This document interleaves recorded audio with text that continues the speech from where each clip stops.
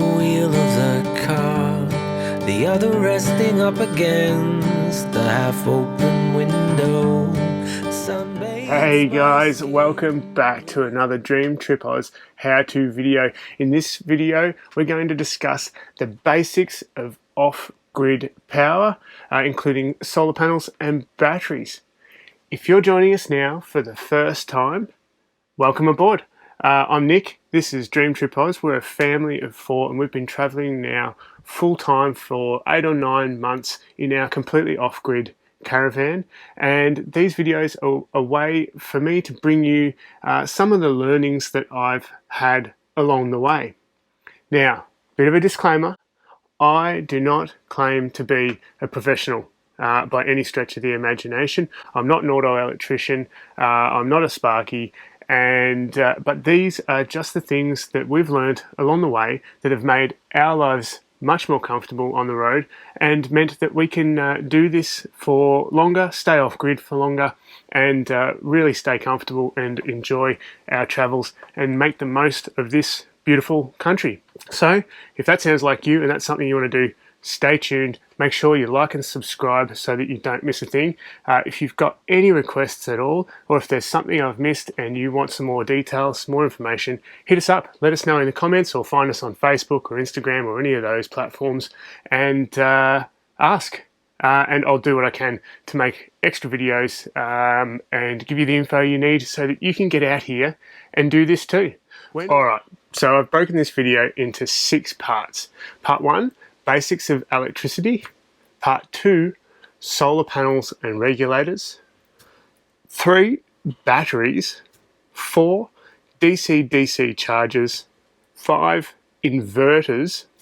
And 6, basic system examples. So I'll give you a rundown of the system that we've got installed in our car. Okay, part 1. Basics of electricity. Now, like I said, I'm no expert here, but these are just the things that I've learned up and picked up along the way.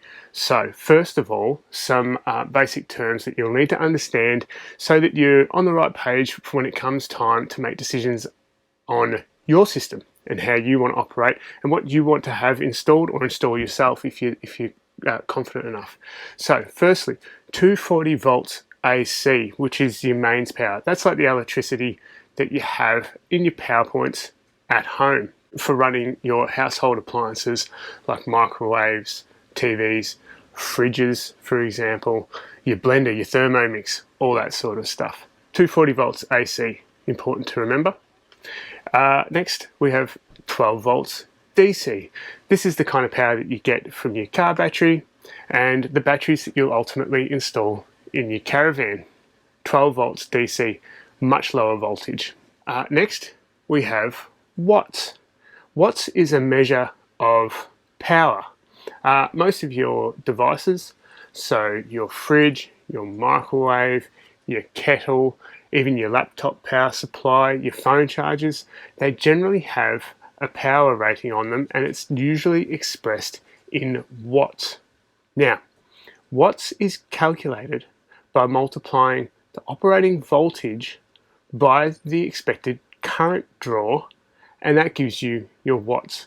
Now, I don't expect you to completely get your head around this right now, but it is important for later when we come to calculating battery size and inverter size, and also generator. If you're going to run a generator, you'll need to know about wattage.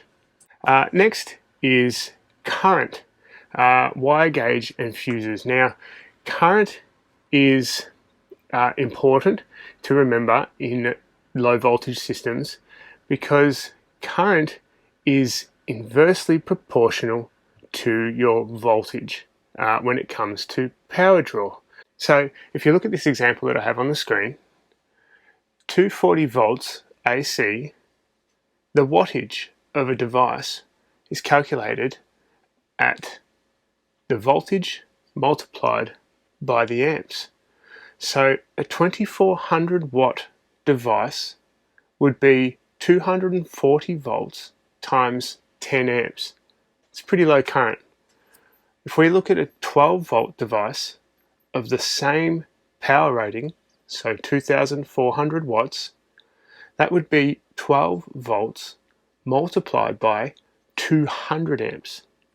So significantly larger current, which means a much heavier gauge cable and much larger fuses to support it. The way to picture this is to try to picture electricity as water flowing through pipes. The higher the current, or the greater the volume of water, the larger the pipes need to be. Similarly with electricity and wire gauge, the higher the current, the larger gauge your cables need to be, and the larger the fuses. Which brings me to my next thing, safety. Right, if you're not confident in any of this, and you've not done it before, I would strongly recommend that you seek out the services of a professional. It can be dangerous if you don't know what you're doing, but one really great thing to remember is when you are working with this stuff, the first rule is connect your batteries last. That way you're not working on a live circuit. That's the safest way to approach it if you're going to be doing any of this sort of stuff. Of course, again, I must stress, if you're not confident, seek professional assistance.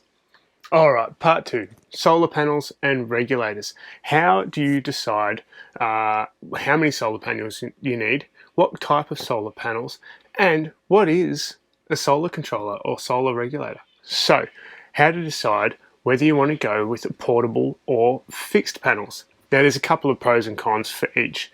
So with fixed panels, you have the added benefit of them being always set up. You don't have to worry about wiring them in, you don't have to worry about plugging them in, they're just always there and always running. It's a set and forget kind of arrangement.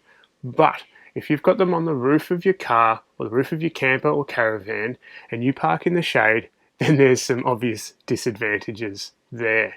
On the other hand, with a portable solar panel, you can position it wherever you need to make the most of the sun. Now this is important for a couple of reasons. If you are parked in the shade and you can't get sun for whatever reason, you can move that panel to where you need it. But also in winter and also early morning and late afternoon, you will find that the sun angle is too low to reach the panels on the roof of your caravan. So you can, with a portable solar panel that folds out or stands up on the ground, you can position it in the sun at those early hours and late hours of the day to make the most out of the sunlight that you're getting. Now, it is important to remember to keep your solar panels clean. And in a previous video, I suggested that you could clean them with Windex. Now, I've since been corrected there.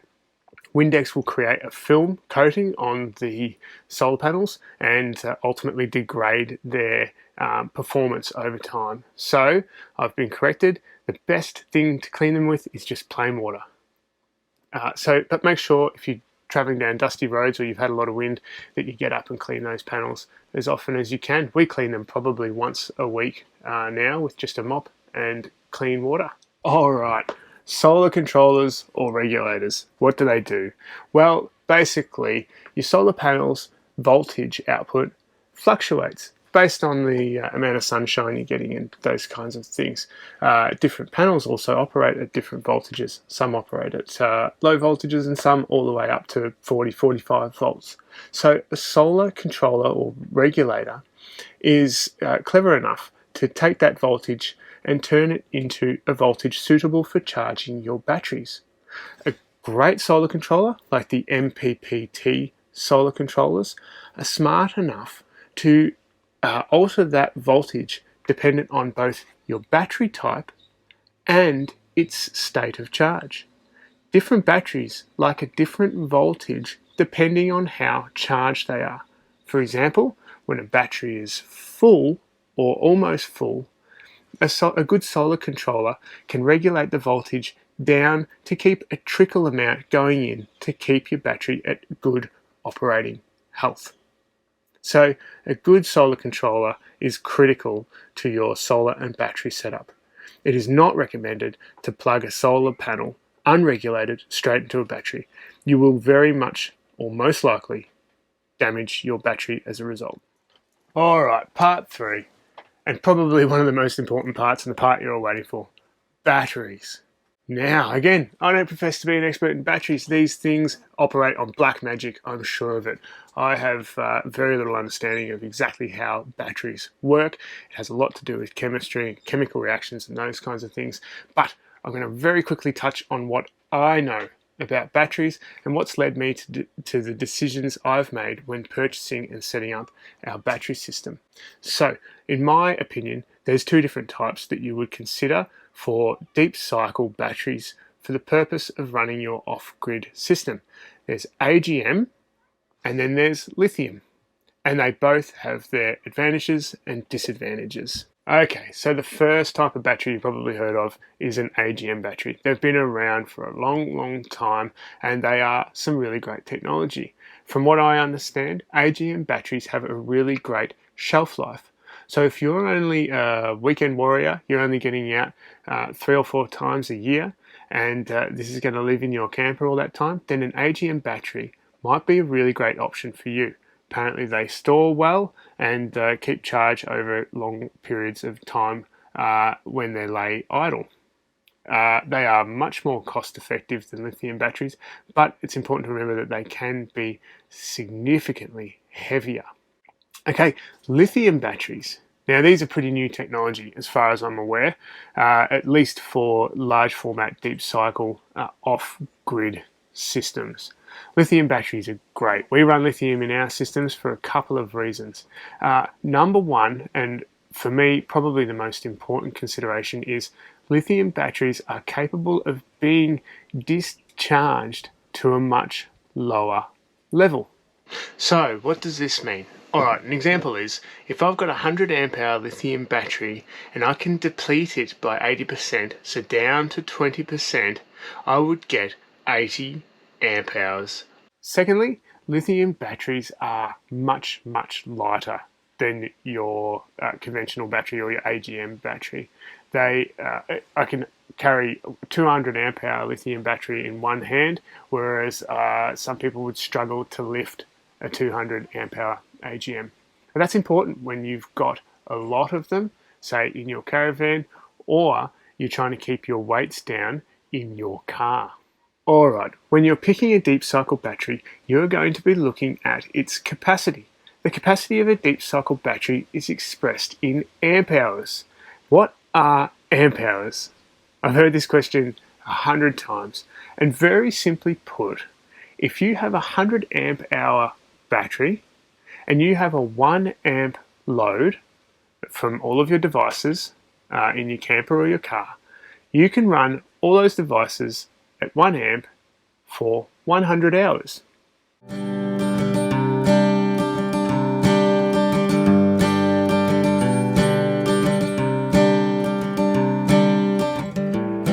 So, as I mentioned before, batteries have a level of discharge that they can go down to.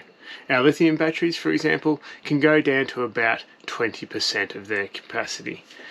So for a 100 amp hour lithium battery, you might get 80 usable hours.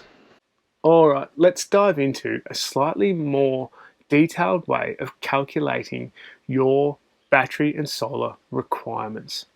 Now, if you have a look at the table on the screen, I've listed all of the devices we use on a day-to-day basis. In column 2, I've listed their power consumption rating. Now, you can normally find this on a compliance sticker on the device, otherwise you can Google the technical specifications of that particular device. In column number 3, I've calculated their current draw in amps. Now, this is simply the watts divided by volts. And for the purpose of this calculation, I'm using a nominal 12 volts. So for example, with the fridge, 120 watts divided by 12 volts equals 10 amps. In column number 4, I've estimated the daily usage. So the microwave, I've estimated 6 minutes of the day, but the fridge, for example, runs 24 hours of the day. In column number 5 is amp hours, which is simply the daily current draw of that device. So the amps from column 3 multiplied by the hours of use in column 4. For the fridge, 240 amps. I've totaled that down the bottom to come to about 400 amps. The row down is the required battery size. Remembering that modern batteries can only be depleted down to about 20% before they can no longer provide the voltage required to operate your hardware. In this instance, roughly 500 amps. The next row down is the solar required per hour of a 12-hour day of sunlight. Now this is, again, just an assumption. Quite often you'll find that you won't get 12 hours of sunlight in the day, depending on where you're parked and things like that. But the solar required per hour, if you're getting 12 hours of sun, is simply the total daily amps divided by 12. In this instance, 33.4 amps. Next row down is the solar panels that you will require in a 12-hour day expressed in watts to deliver 33 amps per hour. In this instance, it's roughly 400 watts of solar. Now that is based on those solar panels operating at their optimal efficiency for 12 hours a day. So I've generated or come up with what I call the 2 times rule of thumb. Now, this is not a hard and fast rule, but it's worked for us so far. Essentially, if I have 400 amp hours of batteries, then I would like to have 800 watts of solar panels to back that up. This can compensate for low sun angle, overcast days, periods of shade, dirty solar panels, so on and so forth. Righto, part 4, DC-DC chargers. What are they and do you need one? Well, basically, if you've got a tow vehicle and you're hoping to charge your batteries, your deep cycle batteries from your car's alternator while you're driving, then the short answer is yes, you will need a DC-DC charger. A DC-DC charger is similar to your solar regulator in that it takes the voltage from your alternator, so not solar panels, but from your alternator, and it will regulate that voltage to voltages that are suitable for charging your deep cycle battery, which are quite often higher than that coming out of your alternator. It also, a good DC-DC charger, will also change that voltage based on the state of charge of your batteries. A good DC-DC charger will also prompt your alternator to deliver more current so that it can convert that into a higher voltage for charging your deep cycle batteries.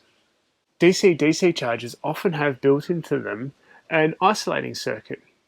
The idea being that if the fridge in your car or the devices in your caravan deplete your deep cycle batteries down below a certain voltage, it will isolate that circuit from your car's battery so that you don't run your starting battery flat and you can always start your car. Often these are hard set in the DC-DC charger, but some DC-DC chargers allow you to select that voltage or that isolating cutoff. How do you choose the right DC-DC charger for you? Well, look, a lot of it's going to come down to budget, but if you can afford it and you can go for a higher current rating DC-DC charger, essentially it's going to be capable of drawing more current from your alternator and it will charge your batteries quicker. If you've got a lot of batteries to charge and you want to charge them in this short drive from one campsite to the next, the higher the current rating of your DC-DC charger, the more amps that you're going to get into your batteries while you drive, as long as your alternator is capable of delivering. And just quickly, I want to touch on AC-DC charging. Now, this is another important thing, often overlooked when people are building their own off-grid systems and retrofitting into their caravans or cars. An AC-DC charger is exactly that. It's a battery charger that plugs into a power point. So for example, when you're parked at a caravan park or when you've got your vehicle or your caravan in storage at home, you can plug it into a power point and it will charge your batteries, and a good one will also keep them in good health, in good condition, by doing a trickle charge when in storage, for example. We have one of these installed in our car so that we can charge the batteries when we're parked at home or a caravan park. It's a great way of getting your batteries topped up to their maximum and keep them in good health, particularly when in storage. All right, part 5, inverters. What are they and do I need one? Well, you remember at the start of the video we talked about 240 volts AC, which is your mains power like you have at home, and 12 volts DC, which is your battery power that you have in your caravan in your car. 240 volts AC runs your household appliances, like for example your blender, your Thermomix, your microwave, your laptop charger, for example. Whereas 12 volt DC from your batteries runs your off-grid devices, like the lights in your caravan, probably the pump in your caravan, any 12 volt fridges, and that kind of thing. Now, if you've got a household appliance that you need to operate whilst out on the road, another good example is Starlink. They don't have a 12 volt option at the moment. Then you're going to need an inverter. Essentially, what an inverter does is it takes the 12 volt DC at a high current and converts that current and modifies it from DC into AC for your household appliance. I won't go into the details too much. Again, I'm not an expert in electricity, but that's the basic gist. Essentially, it converts 12 volts into 240 volts. Okay, so how do you calculate what size inverter you need? Basically, you need to look at the power consumption of any of the household devices that you expect to use at any one time. So, for example, in our caravan, we use a laptop, a microwave, but we've also installed an inverter capable of running our air conditioner. If you're not going that far, then just list the devices that you plan to use at any time and total up the wattage draw. So the good thing about inverters is that they are generally advertised with their power capacity in watts. So it's easy to calculate. If you look at the power consumption of the devices, the household items that you need to run at any one time and total that up in watts, that will tell you how big your inverter needs to be. So if, say for example, you plan on running the air conditioner on your caravan and it's a 1200 watt air conditioner, then you're going to need an inverter capable of delivering at least 1200 watts. There are a couple of different types of inverters as well, which I won't go into too much detail because it'll probably just open up a can of worms. But in our caravan, we have installed what's called an AC transfer switch inverter. What this means is that it feeds automatically all of the outlets, so power points, 240 volt power points in our caravan, and it will automatically switch and transfer AC to those outlets when we're plugged in at a caravan park or at home. If you want more information on that, let me know, or I do have another video on our channel of our off-grid setup if you'd like to know more about the AC transfer switch inverter. Alright, so just a quick warning. When you start to talk inverters and using household appliances, you can very quickly start to increase your current draw. With increased current draw comes increased risk. You must make sure that you adhere to manufacturer specifications when it comes to cable gauge and fuse sizes to make sure that you don't accidentally start a fire. If you have a look at this calculation on the screen, which we touched on earlier, when you're talking about a 240 volt AC or mains power device plugged in at home, when you're getting 240 volts, a 2400 watt device is only going to draw 10 amps, which is a relatively low and safe current. When you start talking about providing that kind of power at 12 volts, you increase the current significantly. So for example, a 2400 watt load at 12 volts is going to draw 200 amps. Now that's a very high current, and it's important to treat it with some respect. Alright, part 6, a basic system example. Now I'll just run you through the system that we've got installed in our car, but that can also be translated to a system you might install in your camper trailer, or you might install into your caravan if you don't already have an existing battery system in your caravan. Very simply, we use this system when we are camping in our swags, when we're away from our caravan. So for example, when we went to Steep Point or Cape York. In our Toyota Land Cruiser, we've got on the roof a 200 watt solar panel. Inside the car, at the battery location, we've got a 40 amp MPPT solar controller. Now the reason I went for such a large solar controller is so that I can plug additional panels in, portable panels, for when we're parked in the shade or if I need that extra current going in to charge the batteries. I have a 20 amp DCDC charger connected from the starting battery or from the alternator for charging the battery while we're driving.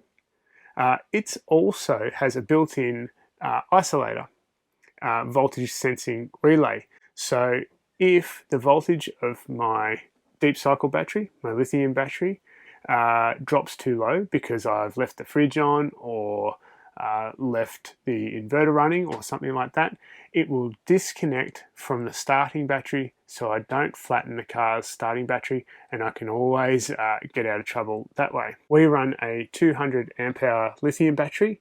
It's nice, pretty small footprint and very lightweight, and it happily runs our 1500 watt inverter and 40 litre fridge. We use the inverter sometimes for charging the laptop batteries, but primarily for running our induction cooker, which is our primary way of cooking when we are off grid. The only other way we cook when we're completely off grid is over the fire, which is my preferred way. Alright guys, that's just about it for today. I think I've completely piqued my brain, but of course if you need some more information or anything like that, some clarification, hit me up in the comments below and I'll try to get another video out to clarify and help you out. Of course, I try to get these videos out regularly. I've got plenty of ideas that might help you get off the ground and get out here. So make sure you like and subscribe so that you don't miss a thing. The whole idea here is to give you guys the insight and the confidence to get out here and do it yourselves. Get amongst it, get off grid and see this beautiful country the way it should be. Anyway, stay tuned. As always, stay safe, happy travels, rock and roll, and we'll see you out there.